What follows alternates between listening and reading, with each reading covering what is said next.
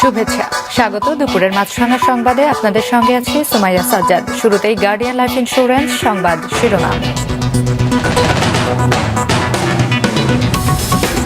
প্রধানমন্ত্রীর সঙ্গে কাতারের আমিরের দ্বিপাক্ষিক বৈঠক, দুই দেশের মধ্যে 5টি চুক্তি এবং 5টি সমঝোতা স্মারক সই।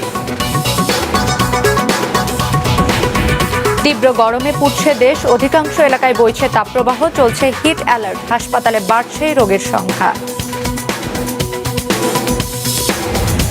দুই চিকিৎসকের উপর হামলার ঘটনায় চিকিৎসকদের কর্মবিরতিতে চট্টগ্রামে স্থবির চিকিৎসা সেবা, রোগীদের ভোগান্তি।